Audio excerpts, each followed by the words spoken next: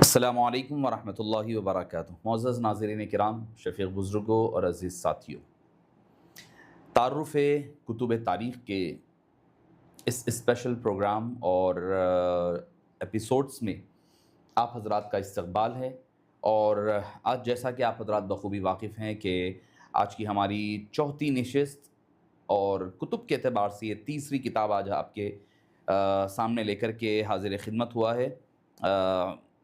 آج ہم جس پر گفتگو کرنے والے ہیں جو کتاب ہے وہ کتاب ہے البدایہ والنہایہ، علامہ ابن کثیر کی علیہ الرحمۃ والرضوان، جس کو تاریخ ابن کثیر کے نام سے بھی آپ اور ہم جانا کرتے ہیں۔ تو آئیے سب سے پہلے میں محدث کے حوالے سے، مورخ کے حوالے سے، صاحب کتاب کے حوالے سے چند باتیں گوش و گزار کر دوں۔ اس کے بعد انشاءاللہ العزیز میں پھر کتاب کے جو محاسن ہیں، خوبیاں ہیں، یا پھر اس کی جو کمیاں ہیں، انشاءاللہ اس پر گفتگو ہوگی۔ ابن کثیر جو ہے عالم اسلام کے ایک بہت معروف اور مشہور محدث بھی ہے، مفسر بھی ہے، فقیہ بھی ہے، مورخ بھی ہے، سیر نگار بھی ہے، بہت بڑے عالم گزرے ہیں۔ اور علامہ ابن کثیر علیہ الرحمۃ والرضوان کا مکمل نام اسماعیل بن عمر بن کثیر ہے، اور لقب عماد الدین ہے، اور عرفیت ابن کثیر کے نام سے یہ معروف اور مشہور ہے۔ آپ ایک معزز علمی، عملی و روحانی خاندان کے آپ چشم چراغ رہے ہیں۔ آپ کے والد شیخ ابو الحفظ شہاب الدین عمر اپنے وقت کے، اپنے علاقے کے بہت بڑے خطیب رہے، اور خود ابن کثیر علیہ الرحمہ کے جو بڑے بھائی رہے ہیں عبد الوہاب، وہ خود ایک ممتاز عالم اور فقیہ رہے ہیں۔ ابن کثیر علیہ الرحمہ خود جو ہے آپ کی ولادت باسعادت 700 یا 701 701 سن ہجری میں بصرہ کے اطراف ایک قربہ تھا، قریہ ہے مجدل کے نام سے، تو وہاں پر آپ کی ولادت ہوتی ہے۔ کم سنی میں آپ کے والد ماجد کا سایہ آپ کے سر سے اٹھ جاتا ہے۔ آپ کے بڑے بھائی حضرت شیخ عبد الوہاب علیہ الرحمہ نے آپ کی تربیت فرمائی، اپنی آغوش میں لیا، اور آپ پھر انہی کے ساتھ جو ہے وہاں سے نکل کر کے دمشق کی طرف چلے گئے، دمشق تشریف لے گئے۔ یہیں پر آپ کی نشو و نما ہوئی، اور یہیں پر آپ پروان چڑھے رہے پڑے۔ ابتدا میں آپ کا جو ذوق تھا وہ علم فقہ کی طرف رہا، اور ذہبی لکھتے ہیں کہ وَلَهُ تَصَانِیفٌ مُفِیدَةٌ، ان کی بہت بڑی بڑی مفید تصانیف ہے۔ ابن حجر کہتے ہیں کہ سعادت تصانیف فی البلاد فی حیاتی وانتفع الناس بہا بعد وفاتہ۔ وہ لکھتے ہیں کہ ان کی زندگی میں ان کی تصانیف شہر شہر پہنچی، اور لوگوں نے اس سے استفادہ کیا۔ ان کی وفات کے بعد اور زیادہ خلق کثیر نے ان سے استفادہ کیا ہے۔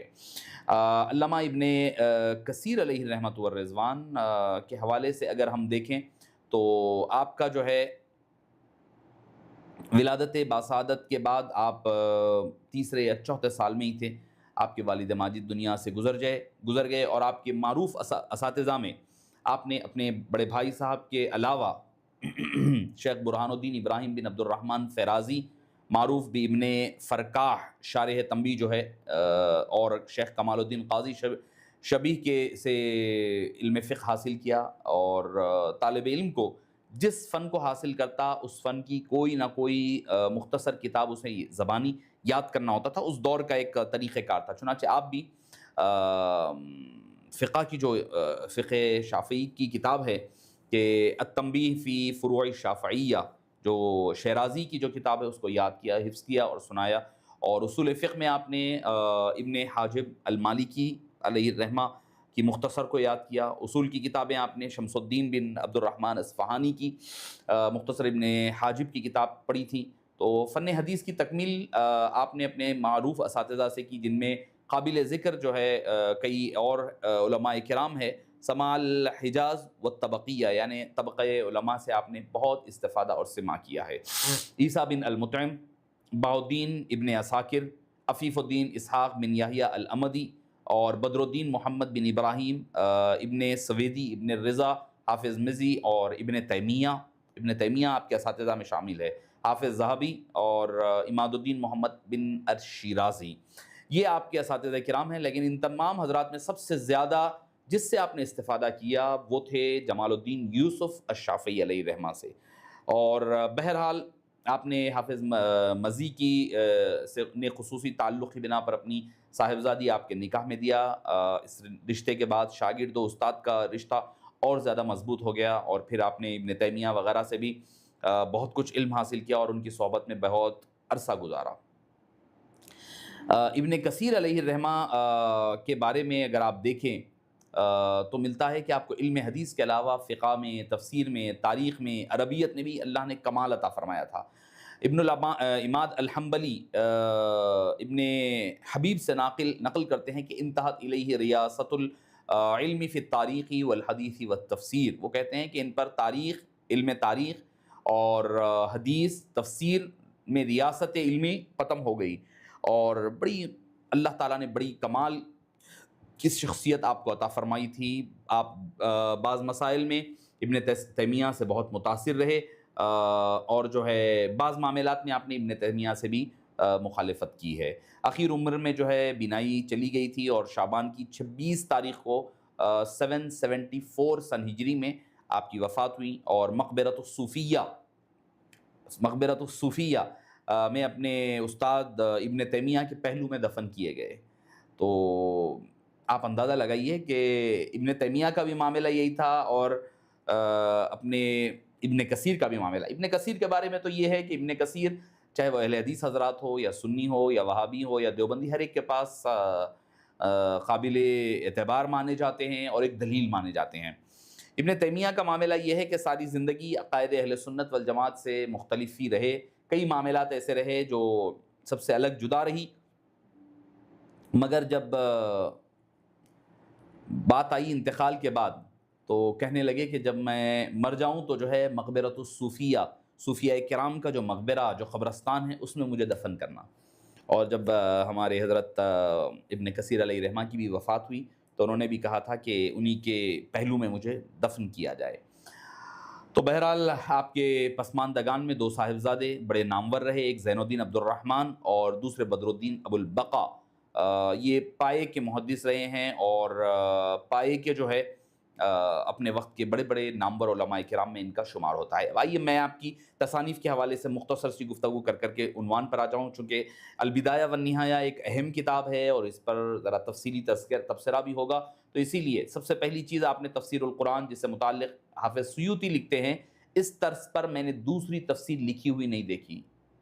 حافظ جلال الدین سیوطی علیہ رحمہ فرما رہے ہیں یہ تفسیر بالراویہ میں سب سے زیادہ مفید ہے روایت کے اعتبار سے۔ اگر آپ کو تفسیر ابن کثیر کے حوالے سے پڑھنا ہے تو آپ جو ہے دارالعلوم ہی کے چینل پر چلے جائیں، اس کے پلے لسٹ میں آپ جو ہے تفاسیر، کتب تفاسیر کے تعارف کے ایک آپ کو فولڈر مل جائے گا، اس میں چلے جائیں، آپ کو ساری کتابیں مل جائے گی۔ دوسری کتاب فن تاریخ میں ان کی بہت کئی تصانیف ہے، اور سب سے زیادہ اہم ترین کتاب البدایہ والنہایہ ہے، التکمیل فی معرفت الثقات والضعفاء، اور الہدی والسنن فی احادیث المسانید والسنن، طبقات الشافعیہ ہے، مناقب الشافعی ہے، تخریج احادیث ہے، اور مختصر شرح بخاری ہے، الاحکام الکبیر ہے۔ یہ بہت ہی بڑے پیمانے پر احادیث کے جو احکام ہیں نا، اس پر لکھی ہوئی کتاب ہے، اور اس کے علاوہ اختصار علوم الحدیث ہے، مسند الشیخین ہے، السیرۃ النبویہ ہے، الفصول فی اختصاری سیرت الرسول، کتاب المقدمات، المدخل، الاجتہاد، اور رسالہ فی فضائل القرآن، اور کئی اور الفصول فی اختصاری سیرت الرسول وغیرہ وغیرہ آپ کی کتب میں شامل ہے۔ اگر میں کہتا جاؤں تو جو ہے بہت طویل گفتگو چلی جائے گی، بہت لمبا وقت اس میں چلا جائے گا، اور 774 اکثر و بیشتر نے کہا کہ 74 ایئرس یا 73 ایئرس کی عمر پائی ہے اور اس میں انتقال ہوا۔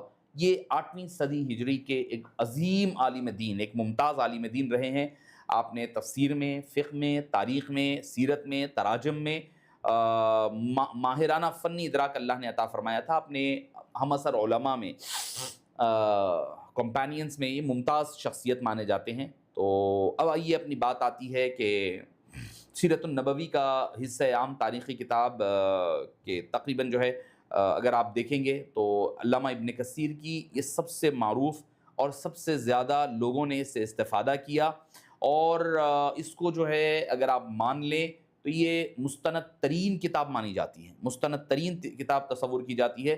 اس میں عام تاریخی واقعات کے علاوہ مشہور و معروف علماء عرفاء کے احوال بھی بڑی عمدگی کے ساتھ آپ کو نظر آئیں گے۔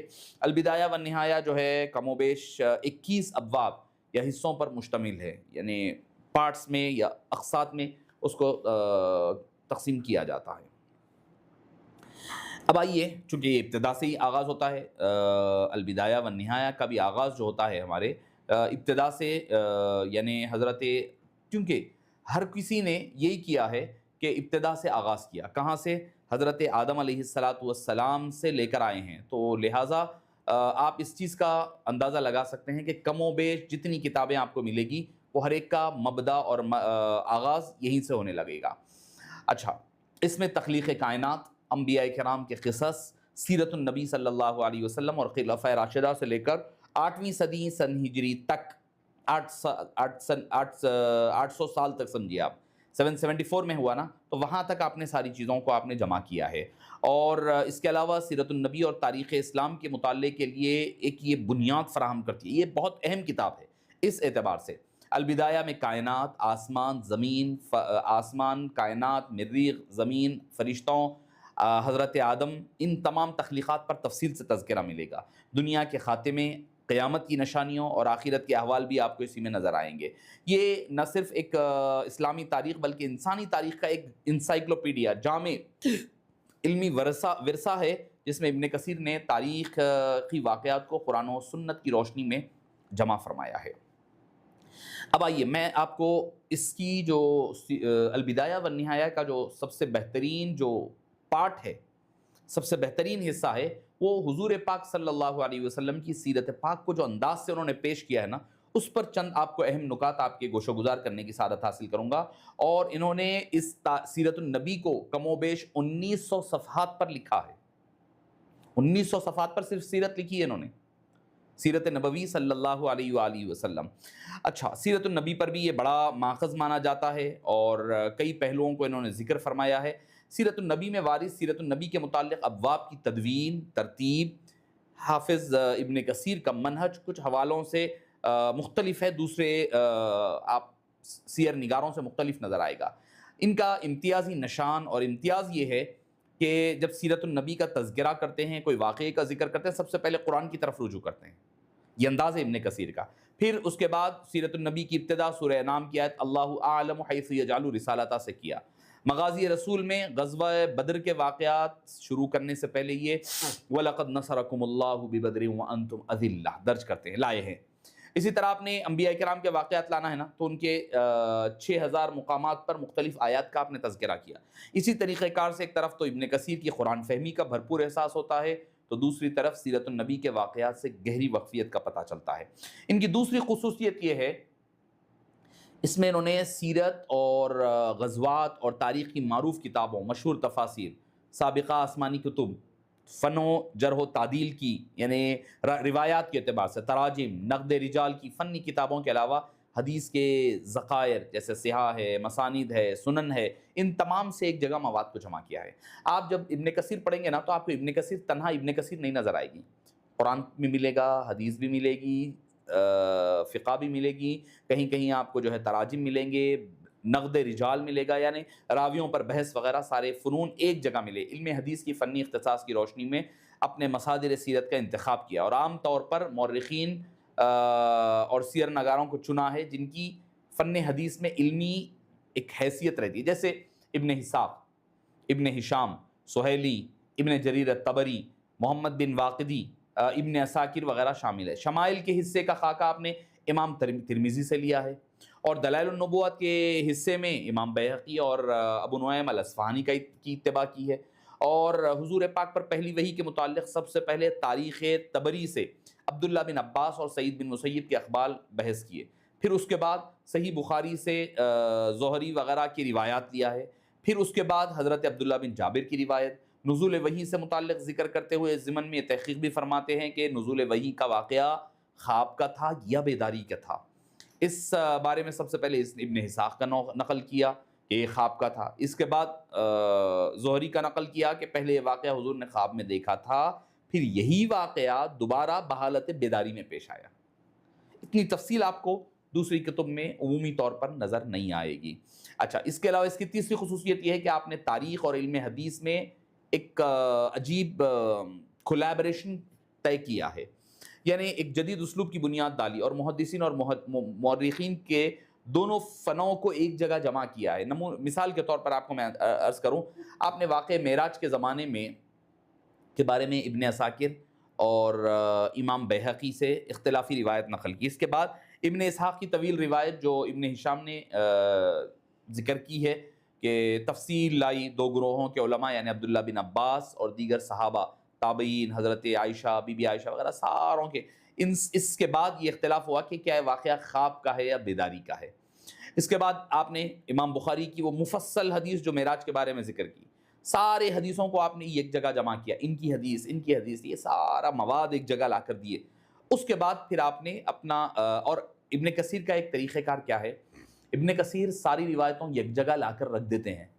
ये फ़ैसला नहीं करते कि क्या सही है और क्या, अपना हुक्म नहीं लगाते उस पर, हुक्म नहीं लगाते, आवाम पर छोड़ देते, आप लोग तय करो इसमें ये रिवायतें ये है, ये रिवायतें ये है, ये रिवायतें ये है। अच्छा, चौथी इसकी खूबी ये है कि सही हदीस की रोशनी में वाक़यात और सीरत को बयान करते वक्त उसके साथ उनकी सनद भी ज़िक्र करते, मतन भी, सनद भी तहक़ीक़ के साथ ज़िक्र करते। आपको इसका कसरत के साथ ये चीज़ें आपको नज़र आएगी। जैसे आपको इसरा और मेराज के वाक़यात में मिलता है, जैसे कि सुम्मा दनल जब्बार रब्बुल इज़्ज़ा, अल्लाह ताला जो है हबीब पाक के करीब हुए। तस्सीर फरमाते हैं कि ये रावी का ख़्याल है जो इन्होंने हदीस में दर्ज किया है। बहरहाल इस पर तफसीली बहस करते हैं। फिर ये और एक खूबी इसमें यह है कि इन्होंने पहले के उलमा और उनके मकाम को मलहूज़ खातिर रखने के बावजूद उन पर खुलकर गिरफ्त भी की है। अगर कहीं उनको लगा कि भाई ये रावी गलत है, यहाँ पर कहीं इनसे चूक और गलती हुई है, तो उसका खुलकर वो किसी का दिफा भी करते हैं, किसी पर नक़्द व तनक़ीद भी आप फरमाया करते हैं। और सहाबा किराम के बारे में अव्वलीन मुसलमान कौन, इस पर बड़ा तबसरा चल रहा है ना, इस पर आप बड़ा तफसील के साथ इस पर बहस किया। अबू बकर ने हुजूर पाक से मुलाकात के दौरान अर्ज़ किया कि कुरैश आपसे जो बातें मंसूब करते हैं क्या वो दुरुस्त है? वो ये कि आप हमारे माबूदों को बातिल, हमारी अक़लों को नाक़िस, हमारे आबा व अजदाद को गुमराह कहते हैं।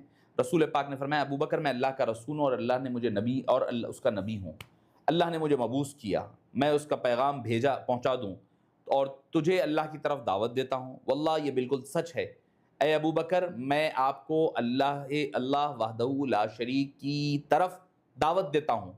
फिर उनको अल्लाह ताला के बग़ैर किसी की परस्तिश न करने वगैरह की आपने तलक़ीन फरमाई। कुछ कुरान का हिस्सा सुनाया तो अबू बकर सिद्दीक़ ने फ़लम यक़रा वलम युनकर, ना इकरार किया ना इनकार किया, बल्कि मुतज़ब्ज़ब थे। ये इब्न कसीर नकल कर रहे हैं।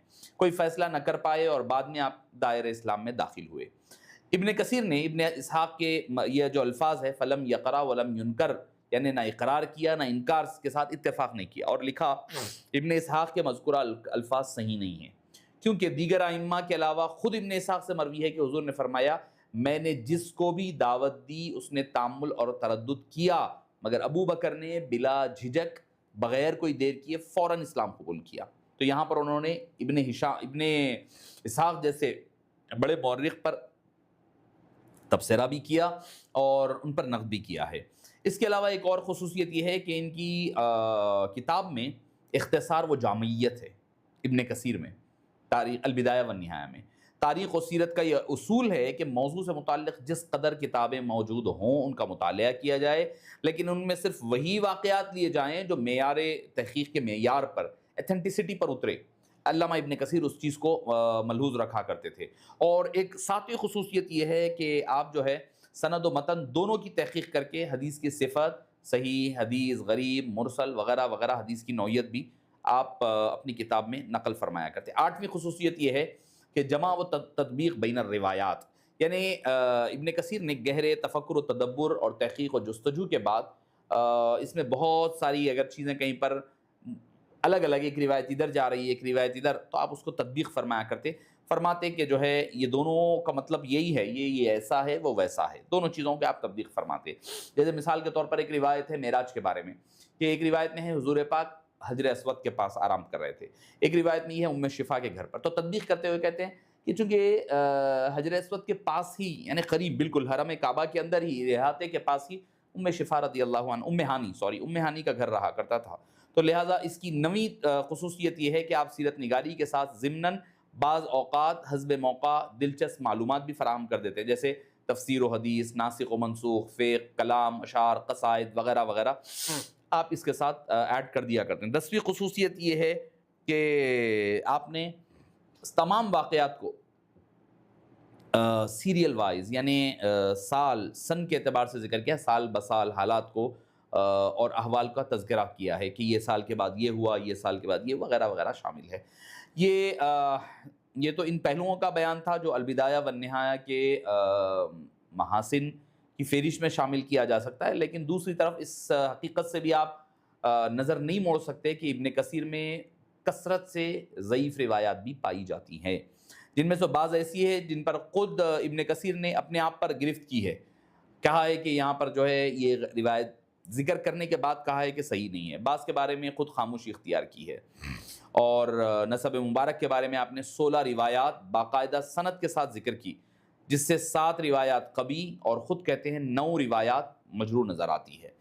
تو بہرحال اور علامہ ابن کثیر نے، میں سمجھتا ہوں کہ یہ مورخین میں بہت اہم اس اعتبار سے بھی ہے کہ انہوں نے کھل کر یزید کے بارے میں جتنا کھل کر علامہ ابن کثیر نے تفصیل کے ساتھ تذکرہ کیا ہے، شاید ہی کسی نے اتنا تفصیل کے ساتھ اس کی عادات، اطوار، اس کا خراب ماحول وغیرہ وغیرہ وغیرہ تفصیل کے ساتھ انہوں نے تذکرہ کیا ہے. اب اس ساری بحث کا خلاصہ یہ ہے کہ البدایہ والنہایہ میں سیرت کے بارے میں ایک بڑا وسیع ذخیرہ پایا جاتا ہے. اس کتاب میں واقعات مربوط طریقے سے تحریر ہے، جن کو جو ہے صحت کی حتی الامکان انہوں نے کوشش کی ہے، اور لہٰذا لازمی بات ہے کمی تو رہے گی، کچھ روایات اس میں ضعیف آپ کو ملے گی، مگر ان چیزوں کو اگر ہم صرف نظر کریں تو جو ہے آپ کو نظر آئے گا کہ ایک خوبصورت ترین کتاب ہے.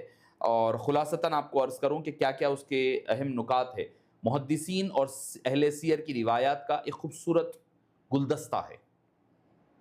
ضعیف روایات پر نقد و جرح ہے، اور اگر کوئی روایتیں الگ الگ نظر آ رہی ہیں تو ان میں تطبیق کی گئی ہے. صحیح روایت کی روشنی میں واقعات سیرت کو بیان کیا ہے، اور روایت و درایت کے اصول کے مطابق واقعات سیرت پر نقد و تنقید کی ہے. اور حدیث کی تقویت اور دوسرے حدیث کے ساتھ، کہیں ضعیف حدیث ہے تو 2 ضعیف حدیثوں کو ذکر کیا ہے آپ نے. اختصار اور جامعیت ہے، اور روایات میں ابہام کا ازالہ کیا گیا ہے. یہ تھی چند مختصر سی، میں تو سمجھوں گا کہ میں نے سمیٹ کر آپ کے سامنے البدایہ والنہایہ کے واقعات کو ذکر کیا ہے. ورنہ اگر آپ دیکھتے جائیں تو جو ہے بہت سارے واقعات ایسی ہیں، بہت ساری اس کی خصوصیات اور چیزیں ایسی ہے کہ ہم دیکھتے جائیں تو آپ کو پتہ لگے گا. یہ آپ کو 8 یا 9 جلدوں میں چھپی ہوئی ہیں طبعات کے مطابق. بعد میں جا کر کے اس میں کچھ اور اضافے کیے گئے، تو لہٰذا اس کے جو ہے پھر کل 15 حصوں تک بھی بن گیا ہے.